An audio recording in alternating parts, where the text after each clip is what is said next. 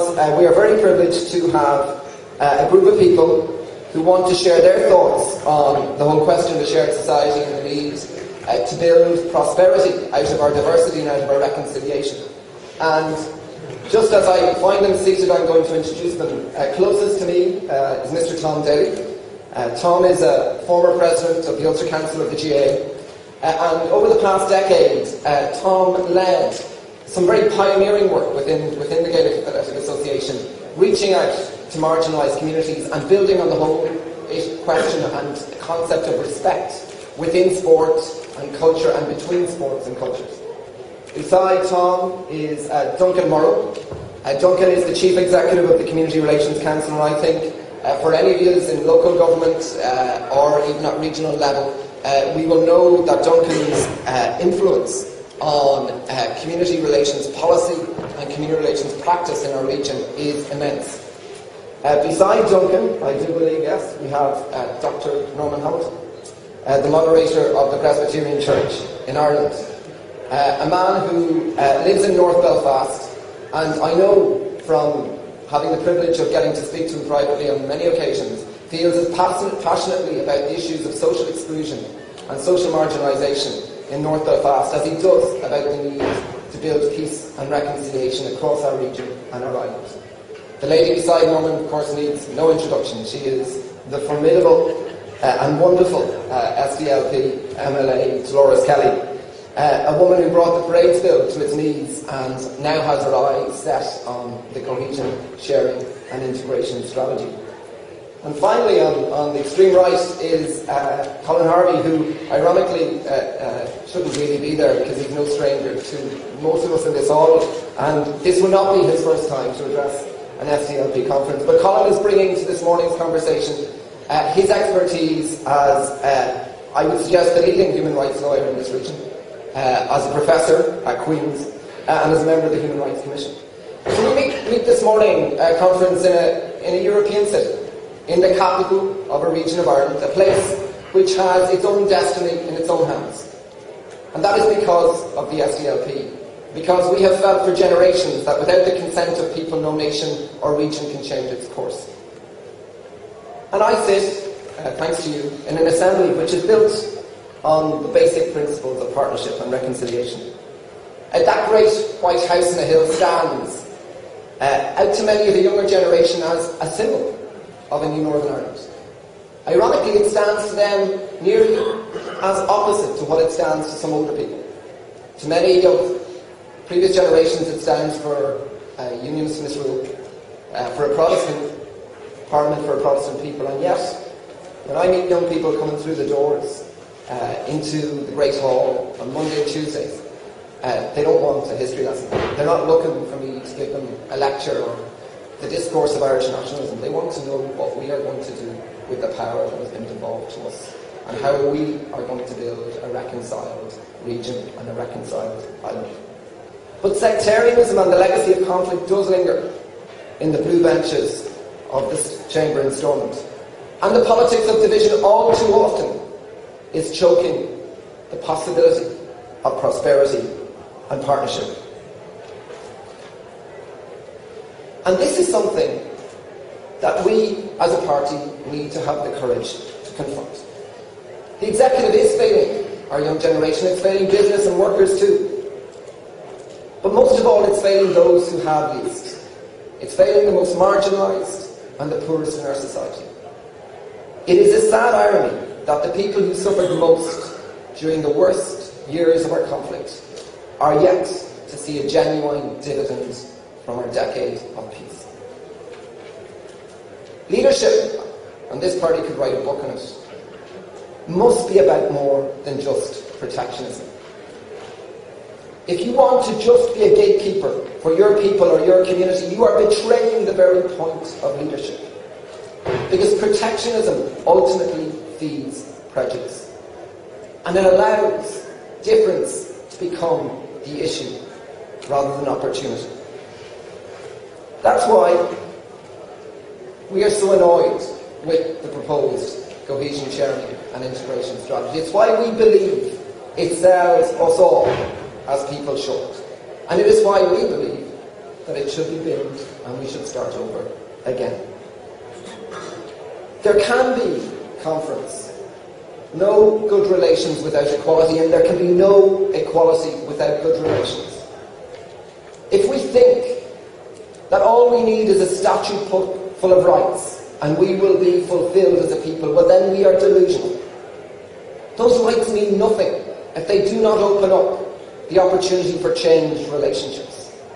And they mean nothing if they are to be seen simply as something with which to contest against the other side. That is the type of thinking that is all too prevalent in the cohesion, sharing and integration strategy. It is the thinking of conflict, by another means, in another place, but conflict nonetheless. But that thinking has another dangerous spin-off. And we saw it last night, a few miles from here, when two police officers serving this community, every single one of us, were victims of a blast bomb. I understand they're well, and I'm sure you will want to send conferences, best wishes to them for a speedy recovery. It is the type of thinking that is fueling distance. It is the type of thinking that allows certain people with blinkered politics to try and pursue an alternative to the democratic, peaceful means. And it is an inherited mindset, inherited from people who believe that politics can be exclusivist, that it is okay to pursue a political agenda based on the basic principle that if you do not ascribe, you do not belong. Back in 1971, John Hume warned about this type of politics. He pointed out then that anything that it simply reduces politics to the ascendancy of one tradition over another will fail. And it only leads to one place, and that is the grave. And friends, I think in 2010 we must never, ever forget that. And we must never forget that central to who we are as a party and to why we are here as a movement is the fact that we never believed that politics was an exclusive thing, that identity was something that excluded you rather than included you, that we always rejected the basic concept that if you do not ascribe, you do not belong, could possibly be a way forward. Our vision is for a united people. It has been forever. And we believe that unity is only possible through reconciliation. And it is for that reason that I think it is so important that we gather here today with a panel as diverse as we have assembled. Because it is time that we lead again the conversation about the true value and opportunity of reconciliation to our people, to our region and to our island. The fact that if we are genuine about unlocking the prosperity within us, we must build respect within and between the diversity that makes us up. Thank you very much for listening to me. And what I'm going to do is I'm going to throw the first question to Norman Hamilton. Norman. You've spoken this week. Not long out of bed. Does that mean that I have to be awake? But okay, away you go. Yes, you have to be awake. You said earlier this week that separate but equal wasn't good enough. Why? Separate but equal reinforces our fears. And for me, the big issue for this conference, indeed for every political party, for the whole of society, is that at the moment we are simply seeking to manage fear rather than addressing fear. And for example, as long as we remain separate and divided, then the fears that we have of somebody else or some other group or some other tribe are simply left in place or are even reinforced. So for me, I want to say to the conference, and then I want to say to wider society, let's get real and address our fears. Face them rather than simply ignore them or manage them. Tom, respect is at the heart of positive sportsmanship. It's the thing you're told before you put on a jersey and go out to represent any team in any code at any level. What have you learned over the past 5 or 6 years about the need to promote and build respect in our society? Well, I suppose from a GA point of view in Ulster, the fact that as a governing body, the Ulster Council, we have to work in 2 jurisdictions, we have to work with 2 different sets of government departments in order to bring forward development for our organisation. We confront these sort of issues because the overall framework of the GA obviously doesn't get down to that level of detail. So as we began concentrating on developing strategy in terms of defining what it was we wanted to do in this province, the reality of the division in society was, of course, staring us in the face. Even the reality maybe of how the GA in the past interacted with or didn't interact with the system here. And in the context of visiting all of that, we saw the need for developing a community outreach programme. And our experience of that is that as we have engaged and have been prepared, I suppose, to put out the hand of friendship, we have found increasingly that there is a welcoming response for that, and both internally within our own organisation and with parts of society maybe that we wouldn't have very strongly interfaced in the past. So what I maybe have come to learn about that whole respect agenda is that it's something you have to be conscious of, but you also have to be in a position to maintain a consistent effort and focus on it. And I suppose that's one of the difficulties for a large amateur sporting and cultural organisation. There are so many different parts to what we do. To maintain a focus on that kind of work does require, I believe, resources, consistent effort, and I think into the future, growing and strengthening relationships with other people of like mind from other parts of society. Could you help us unpick, I suppose, the importance of the statute book, but whether or not you think that the statute book really is just a lever to society or an end in itself? Good morning, everyone. First of all, I'd just like to answer that question by, addressing the idea of a shared society itself. And I see it as a helpful term, but I also see it as a new term as well, and a new concept that involves the fusion of rights, equality, right relationships, and social justice. I suppose the starting point in this conversation for me has been, this is the 40th anniversary of the SDLP, and I think that the question that we have to ask ourselves this morning in terms of the shared society agenda is, what sort of society do we want to live in 2050, in 40 years from now? And one of the frustrations I'm sure everyone feels is the lack of proper focused discussion on the sort of shared society we want to see in 40 years' time. In terms of law, I will confess to being involved in that area, and lawyers get a hard time, and on many occasions understandably so. But I think that law is there to facilitate the changes in society and help them on their way. What we do not want to create in this society is a culture of litigation, but we want to create a culture in this society of rights, respect and responsibility, and the law can help us on our way to build on that. I'd just like to say one thing more, however, in relation to that. Conall mentioned the list of instruments that we already have, but I've scribbled down on my piece of paper all the things that we do not have and that were promised.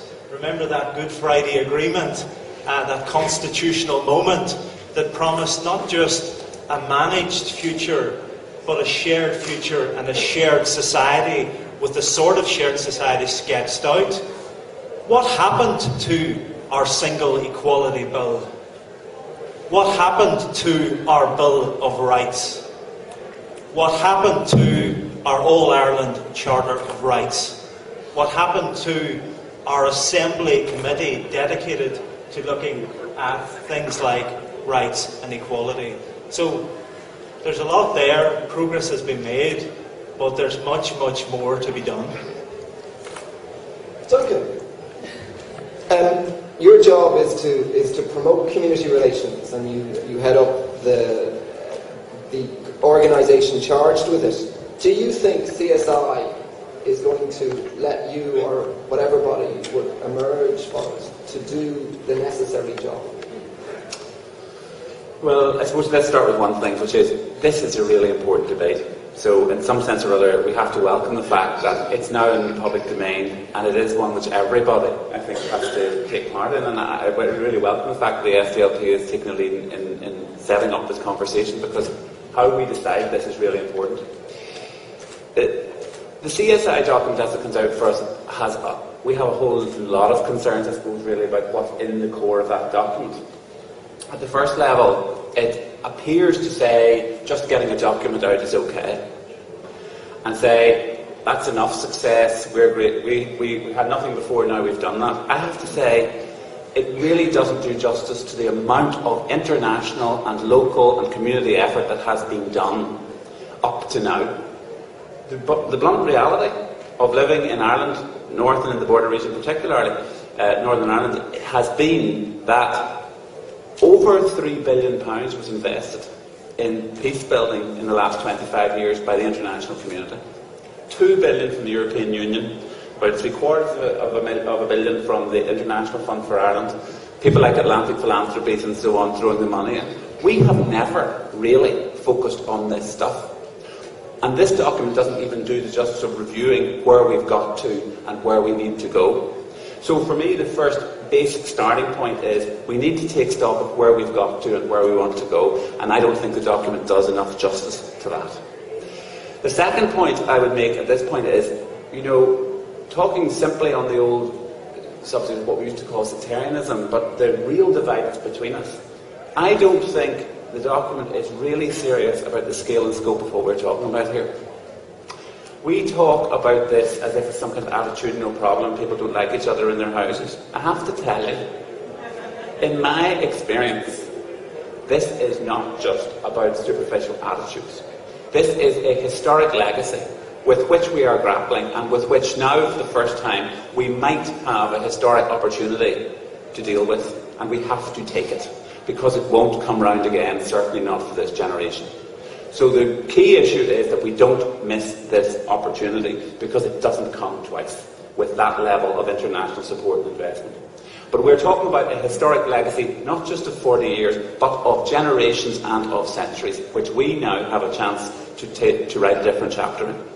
Second thing, it's written into the structures of everything we do. We're having a debate about education, which is in danger of turning into the wrong kind of debate. Instead of saying, how do we educate our children for a shared society, it's all about, you want my schools, you're not getting my schools, and that kind of zero-sum game again. We need to talk about how we do justice to what parents need, and how we do justice to making a society where everybody belongs. But that's a small example. The housing system, the public housing system, the bottom line is we have a theory of equality. But if a house becomes available in the wrong place, who's opting for it? That is not equality.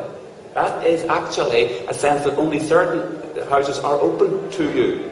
We have to change the notion that just because you're, and let's use it to make it less simple, you've got a black face, you can't live here. If we said that internationally, we would be an international pariah, and yet we have that as a normality in our public system when it comes to sectarianism in housing. So in the structures.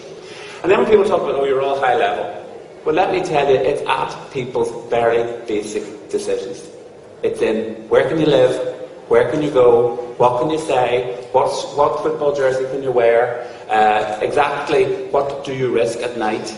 All these very basic decisions. When I talk to young people in Lurgan, they tell me, and Dolores and I've had a long conversation about this, the bottom line is, as far as I can tell, most of the Catholic young people don't want to go to what is probably the best park in Europe, certainly in the evenings.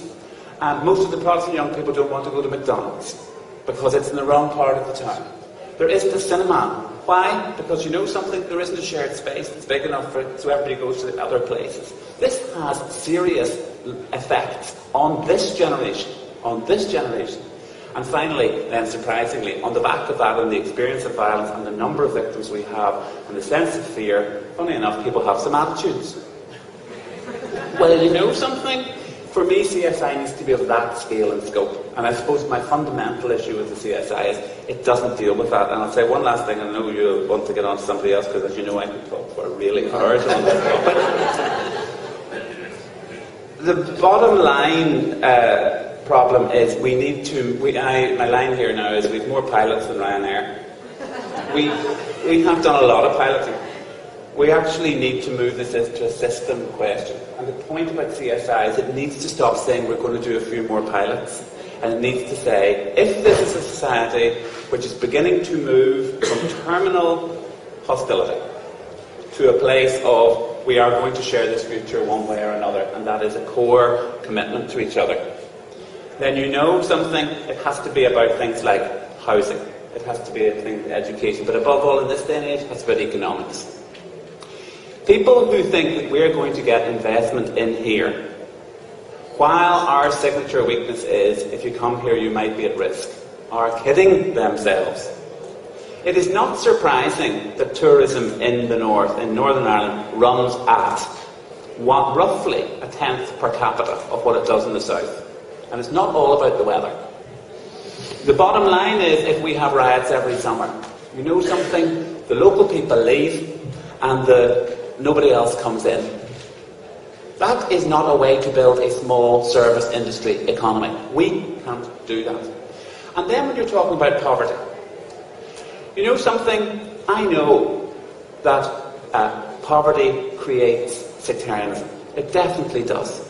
But let's turn it the other way around. You know something? Sectarianism deeply creates poverty. Because there is no mechanism to get people to invest in places where it simply looks scary and frightening. You cannot attract investment. If we want our children and our brightest people to come and live here, then this needs to be an attractive place to live. The quality of life matters to us. If our universities are to lead creating a global economy, we need to be able to attract the type of research and the kind of things that we need to bring here. This is not a marginal question. If you're talking economics and you're talking poverty, the bottom line at the moment is, if you live near an interface and you get up and go, then you get up and go. And these places remain deeply, deeply impoverished. People say to me all the time, community relations, middle class chattering issues. I have to tell you, the people who are paying the price in this community for sectarianism are not middle class and they're not chattering. They're people who are living in the worst, most impoverished areas of this community. So an anti-poverty strategy which does not seriously tackle the issues of how we get jobs into places which are currently not jobs is not serious. So I'll leave it at that. Thank you, Duncan.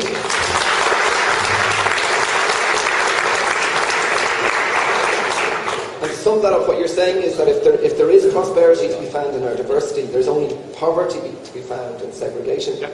And when it comes to the CSI policy, Dolores, it'll be your job on behalf of us all at the OFM, DFM committee to deal with this piece of policy. What's your message to conference about what we need to do politically in the Assembly about this particular policy? Well, can I just say, following Duncan, which isn't easy at the best of times, I was very grateful that Duncan came up to Lurgan, because people will know that the Lurgan, and North Lurgan in particular, and parts of Drumbeg, actually is an area where there have been young people involved in street violence as a precursor to actually drawing them into distant republicanism. And very grateful for the work that Duncan and others are currently doing alongside the SDLP in trying to meet the needs of some of those young people, because I actually had meetings on a cross-party basis to highlight to the council, because youth are not the statutory responsibility of councils, but yet it was having a detrimental impact on the economic investment in the town, because people are not coming to see it on their screens. So that's a very good example of how the failure to deal with sectarianism and the violence is having an impact on the life of everyone in that area. But in terms of the CSI, it was interesting. I don't know if many of you saw Hearts and Minds, and Norman did very well the other night, but Francie Malloy, DUP never showed up. And Francis Malloy was doing a Pontius Pilate and said, well, this is not a Sinn Féin document. He was trying to distance himself from it.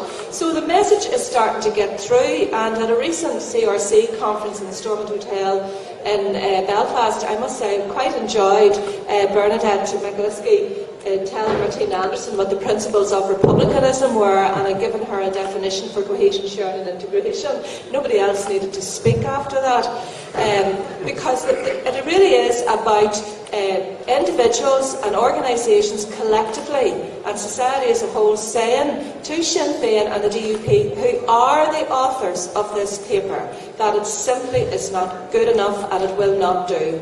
We've waited almost 2 years for the publication of this document. People will recall the only reason this document is on the table was to get that ever-principled person, David Ford, over the line to the Justice Ministry post. And this is what the Alliance Party seem to have bought a pig in a poke really, in relation to this particular document. It really is not up to standard, but it is very scary because at a debate in the Assembly Chamber, Martina Anderson said that good relations was acceptable, not essential. Equality, she said, was essential, good relations desirable, the desirable, acceptable criteria. But that's all the far they were going to go in it. But we're already seeing the two parties starting to drift away from ownership of this paper, and I think that's what we need to continue to do, to challenge them on it. I could just say that, trying to think in terms of this document, what others have said is very clear. This is the one and only chance. Billions of pounds, as Duncan has said, has gone into many of the areas we all represent, and yet how much better are the lives of those people that live in those areas? I would challenge you to come and say to me, people are living much happier, better lives, much more settled and free from fear and suspicion as a result of the millions or hundreds of thousands poured into interface areas. And Sinn Féin and the DUP really do need to be challenged over this. And this is the bit I was going to say. At all of the public hearings in the consultation, Sinn Féin and the DUP sent out officials like lambs to the wolves to articulate the vision of this document. This document was written by the advisors for Sinn Féin and the DUP.